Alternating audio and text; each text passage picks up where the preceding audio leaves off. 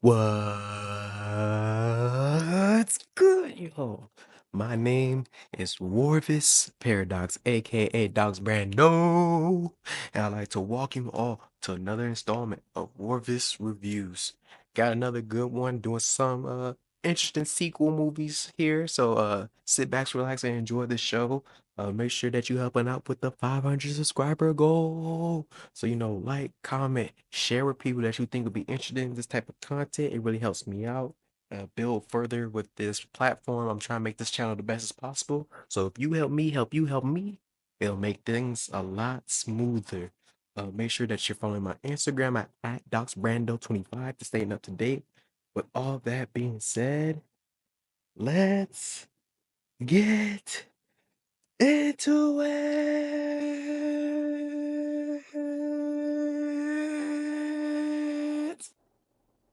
Now, the first film I want to talk about is 2015's Mad Max Fury Road, directed by George Miller. Now, this was definitely an interesting watch, and I definitely recall hearing people discuss this film when it was out, and it was spoken with such high regards. And even after I posted about that I just watched this film, one of my friends definitely said that this was his favorite film from the 2010s. So this film was spoken with such nuance and such, it just spoke so greatly about that I had to check it out finally. But that was after I've been on this little Mad Max binge this week, starting from the first movie all the way to now. So it was definitely interesting seeing a movie that was made 30 years after the last film, Beyond the Thunderdome, and wondering, how could it live up to the previous films, or how can it surpass it? And in my opinion, this film easily surpassed any of the other films. So George Miller, you are on your HBK when he returned to wrestling. This resurgence, this type of comeback it's interesting to see a director come back to a franchise he created and make sure he kept a hold of it. He never let anyone else direct his movies, his franchise. He came up with this idea and he stuck to it. And I salute him for it. It's interesting seeing a director keep a whole film series to themselves. Nowadays, some people just do one film and they don't feel like doing it. The studio gonna be like, we can get somebody else to do it. No one else can direct these films. They have a certain je ne sais quoi, a certain feel to them that only George Miller can produce. Now the film starts off with our our main character, the person of the franchise, Mad Max. Now he's going on about what kind of led to this moment, about the World War III, how all the nukes kind of destroyed everything, how valuable gasoline is, how valuable any resource is in this desolate Australian outback. And as he's doing that and he being rugged, he tries to escape, gets caught, and then we're first introduced to how much the land and the people have grown since the first few films, and there's been a lot of change, and it's interesting to see. And from there, he's used as support for one of these villain characters named Nux to heal him. He's using his blood to make sure he's healthy because he's obviously ill. So he's getting a blood transfusion from Max. And the reason he's using Max because they're hunting down Furiosa, who was a high-ranking member in the army for Immortan Joe, and she betrays him by taking his breeder wives away and trying to get them away so they can have their own lives instead of being used up by this horrific tyrant.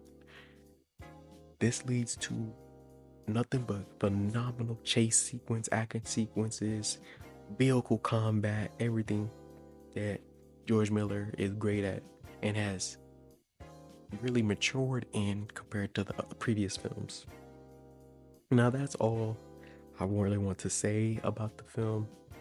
This is definitely a film that you should check out yourself if you haven't already. I always want to tell you that.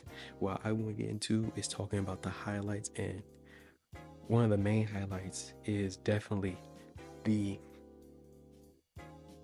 it's a highlight, but it's really just a a view or what I've gotten from George Miller as a director in this series, and it's that he's a very style over substance type of director. He's really making movies just for the love of it, and he's trying to highlight that with these very out there ideas with these films. And sometimes the story takes a back burner to like what's going on in the story, but it's okay, and that goes along with the character Max. Post the first movie, all these movies have been what's been going around Max, and that goes along with this film because it may have his name at top billing, but it's really Furiosa's story, how she's portraying Immortan Joe, overcoming these obstacles, making these decisions. Everything's about her, and she does an excellent job. Her actress, Catherine Charlize Theron as Furiosa, phenomenal work, and the chemistry she had with Tom Hardy as Mad Max. Sometimes it's not even. There's a moment where they're kind of enemies, and without a word, they're able to like turn the dial and just lock in together without a word. They're just like, it's us versus the world right now, regardless of what we thought we had beef. That don't matter. We gotta make it through and get out of here. And I love that chemistry that they had of these two dominant people just in the same presence. It was excellent to watch. But to get back to the other highlights I have of the film, the world building that I was speaking about earlier was just amazing, coming from the first film that has. It's interesting that the first film has no cultural impact whatsoever, but it's that second film that really sets the tone for the whole franchise. And from where it starts from Mad Max 2 Road Warrior to this, seeing how the vehicles are getting better, just the look of the landscape with the background, just for how these clans, these tribes have evolved from nothing. All that was very interesting to see within the film.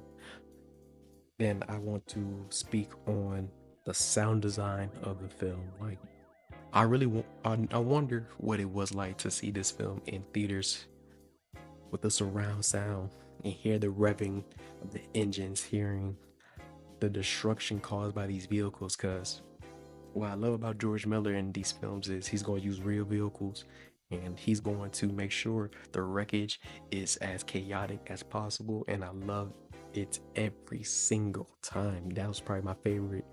I jumped back in my seat from some of these action sequences, and it was just lovely to watch just the pure madness of it all. The score was excellent as well. Just a lot of these moments were made and it was matched by the sounds that was going on, the music that was playing. It was excellent. The cast as well. Already spoke on Charlize Theron as Furiosa, Tom Hardy as Max, and like I said, Max doesn't really have to do much to be a part of the film, but Tom Hardy stepping into the mantle that was left by Mel Gibson does an excellent job of filling that role. Then you get Nicholas Hoult as Nux. Excellent work. There was some moments where it's just pure comedy. And he was able to have some moments with this character. You felt genuine sympathy for this character. Hugh K's Byrne as Immortan Joe. Immortan Joe is easily the best villain in all of the Mad Max franchise. Up to this point, I haven't seen Furiosa, so don't say nothing in the comments. I'm gonna find out for myself.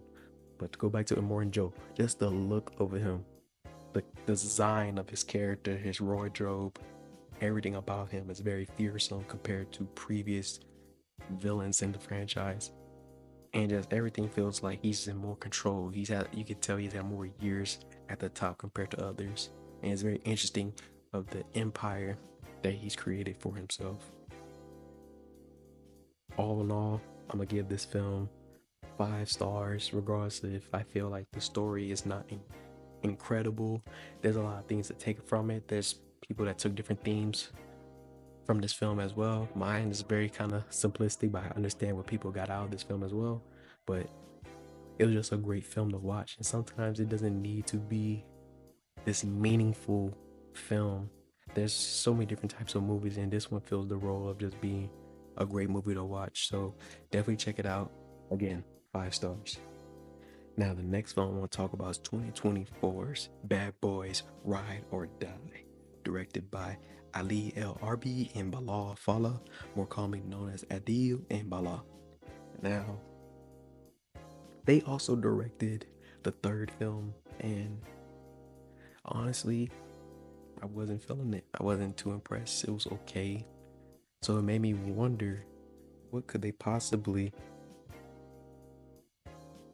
you know, what could they possibly do for this film? I had low expectations going into this film, besides the fact that a lot of people I know that I take their opinions pretty high about this film. They said it was great. So I'm getting the sense that it's just like how this film series has been since the beginning.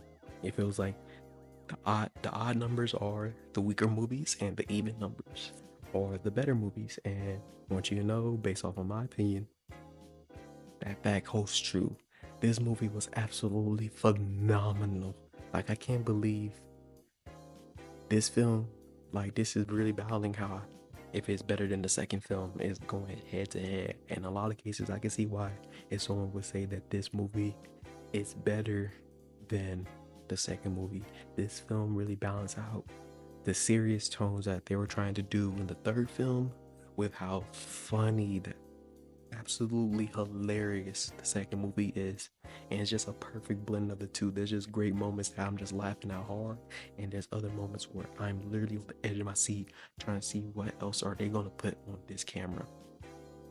Now, the film starts off with Marcus and Mike trying to hurry up getting to Mike's wedding, and he's just trying to make it on time for he can get married. He's a different man. He's done with the bachelor life, and this comes from a very quick, easy, great camera moment and just great action sequence in the first few minutes at a gas station stopping a robbery. Easy, cut, dry, gone. And then you get to the wedding, very touching moment. Marcus says a great speech, having a good time. Moment happens, and this is where we get one of the greatest transitions of the year, and I think it was so surprising to see it in this film. I would not think something that just wowed me to this amount would be from a Bad Boys film. No, but I digress. So throughout the film, they're trying to clear the name of their former captain who was killed by Mike's estranged son, because of some information came out and people were trying to frame him as a dirty cop, and they know that's far from the truth. That Captain Howard was a great dude, very funny role within the franchise. That's when they get a little clip that says, hey, if you see some shit, it's because I've been digging into it and people are trying to frame me, so please clear my name, get these dirty cops out of here and get them booked. So this leads on a journey for them trying to clear their name, find the information, who was the one doing this to their captain, as well as who are the corrupt cops in the city. And in doing so, they bring back Armando, Mike's son, and he's the one that can give them the information. But this leads to a setup which gets them framed as accomplices in his escape. So now Mike and Marcus are wanted men. The time is against them, and they're trying to get back to the city before they can figure out who is setting them up. That's the basis of the premise that I want to give. I don't want to say too much. This is a film that you definitely should check out for yourself. So that leads me to get into the highlights. And the first thing I want to talk about is the cinematography. Like, there was just some great shots in this film. The use of drones in this film for some of the shots as well was excellent. I was really just amazed by how it just looked on film. I think the editing transition in a lot of shots as well. There's a scene where it was really like a video game, and the action sequence in the climax with Mike and Marcus, and it was just chef's kiss supreme. I enjoyed the hell out of it. I felt like I was in a thrill ride. I was right alongside them. Then this leads to me wanting to talk about, the cast. And it's not really many people that get a lot of highlights in this film, but we gotta give props to Will Smith as Mike, as well as Martin Lawrence as Marcus. This is just a great duo in film. I think they're able to play off each other's energy in these roles so greatly. It's just so fun seeing them on camera. You always gonna get a quotable between the two, no matter who's saying the punchline. It don't matter. You can go through a whole dialogue between these two characters, and you gonna get something that's gold. And it's just great seeing these two back together in these roles. Again, the third film I didn't like too much, but it was interesting seeing them return to those roles there. But this right here feels like the real return to the series, and it was just excellent seeing the pair go at it. Jacob Sapio as Armando, he's definitely rugged, cool, able to get some funny lines as well. But he's getting funny lines, but he's supposed to be the very serious character, so it hits harder when he's getting these jokes off. And some of them, it was just like, bro, fake timing, just very perfect timing. And then a lot of the great action sequences I was seeing with him in as well, just great for him, seeing him back into the franchise. I can't wait to see what they do with his character next. Seeing Joe Pantoliano come back as Captain Howard just for those short moments was very great to watch again. This person is, he was like, when I think of the chief of police that's dealing with these hard-head ass cops that are just great, but they just irk his nerves, I think of Captain Howard before I think of anyone else. And it was, again, just great to see him come back, still be able to get some great laughs off with him as well. I think that I want to give credit to Dennis Green as Reggie. Now, if you are a true fan of the franchise, you know that Reggie was the gentleman that they tormented. Not too bad, you know what I mean, in the second film, and ended up getting a moment in this film. And I'm not gonna lie, I'm very proud. This boy, he cooked. And that one moment he shined, it was that boy put up 81 like he was Kobe, man. It was enjoyable to see him shine in that moment, and I just loved it. I can't really say anything else. Overall, I'm gonna give this film 4.5 stars. Definitely one of my favorite movies of the year. Can't wait to see where it lands in my rankings before at the end of the year. But again, yeah, 4.5 stars. Now, it should be very easy why I chose to do these films, because it's literally in the title of this episode. It's just amazing to see how much a director or characters in a film can grow from the first films.